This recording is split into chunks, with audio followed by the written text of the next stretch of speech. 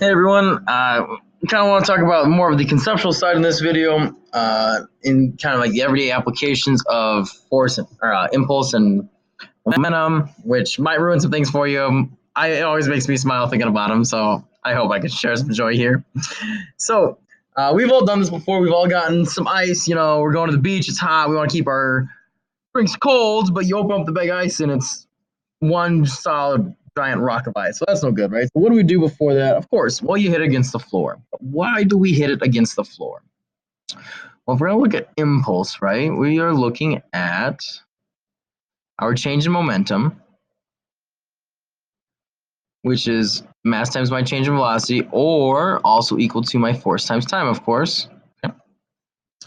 So we can think about two different situations. You can think about hitting it against the ground, or let's say hitting it against a couch, okay?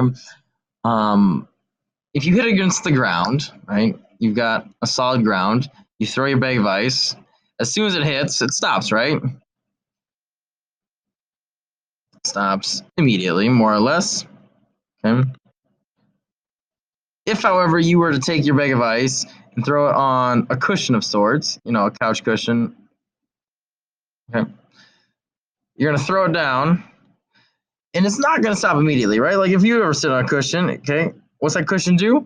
It's kind of, cushions it, right? So instead of stopping the ice immediately, it kind of gives way and stops the ice over a distance.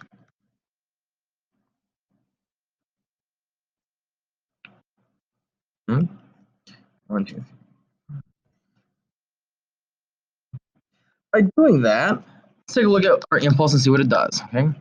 If instead of stopping immediately, it goes down a little bit, then stops, we are increasing the time it takes to stop, right? So if you increase the time to stop an object,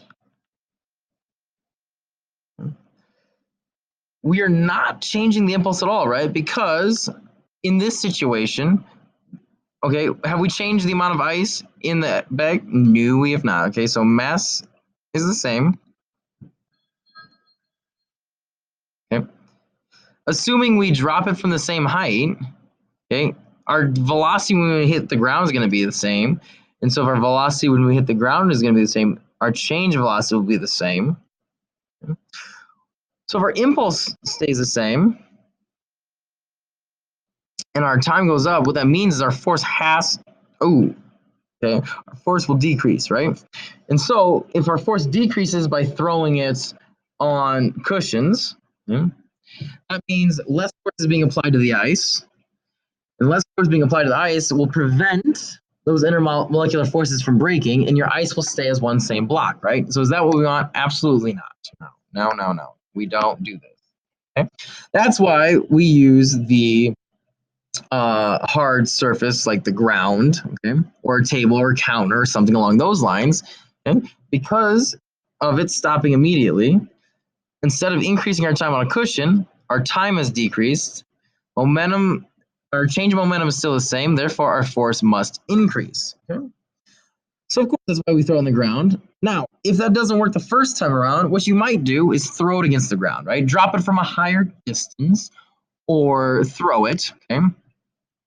Higher, drop, or throw it.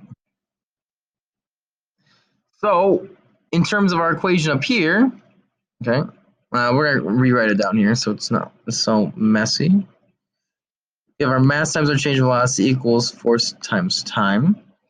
Again, our mass is going to stay the same. Just because you pick it up higher doesn't mean your mass is going to change. But if you drop it from higher, the final velocity it hits with is going to increase. And so the velocity of it stopping will be a greater change. The time for it to stop, okay, your impact time, you could call it, is also going to stay pretty well constant.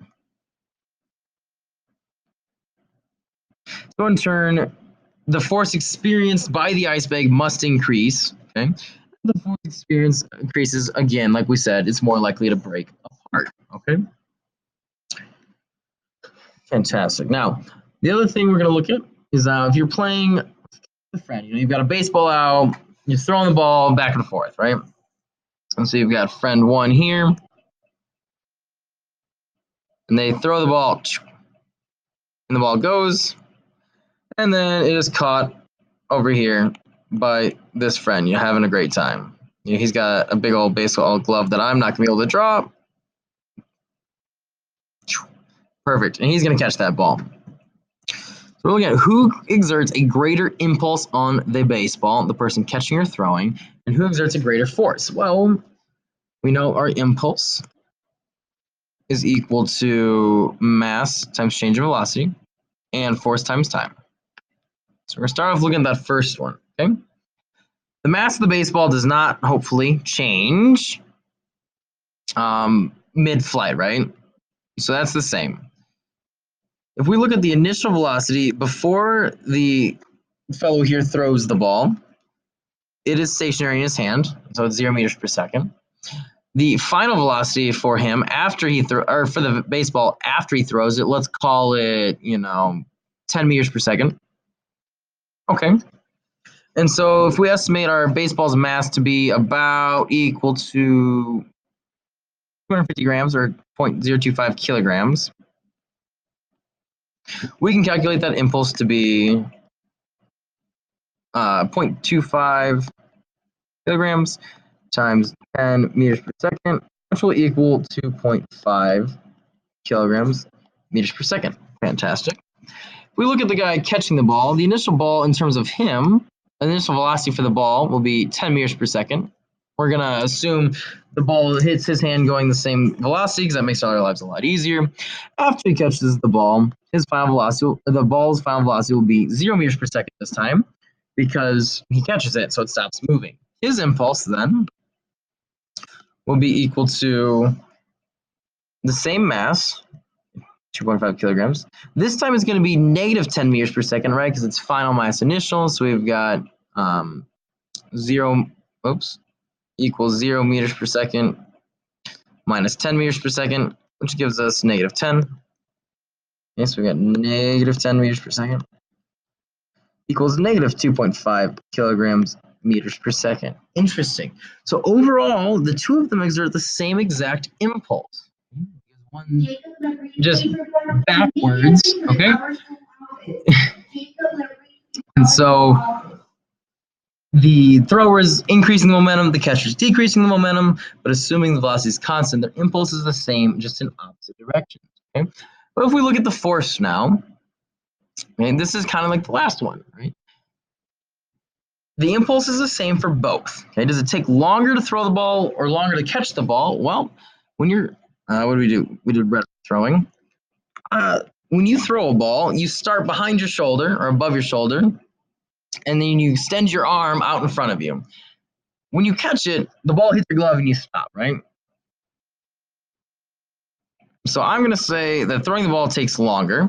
And so if I increase the time for the throw, the force must decrease. So they exert a smaller force just for longer to get the same impulse. So thrower exerts less force.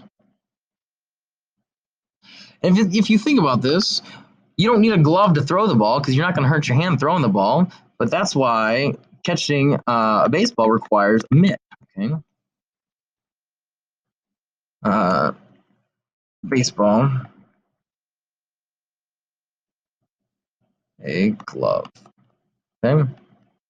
Because that glove helps pad your hand and protect your hand from getting hurt. Again, more impulse, you're going to increase the time it takes for the ball to actually stop moving, and you're going to spread it out instead of having a high area of pressure in your hand. Spread out and protect. So, same impulse, because that impulse is done over a longer time for the thrower, is a smaller force. Okay? As always, everyone, you take it easy. Good luck.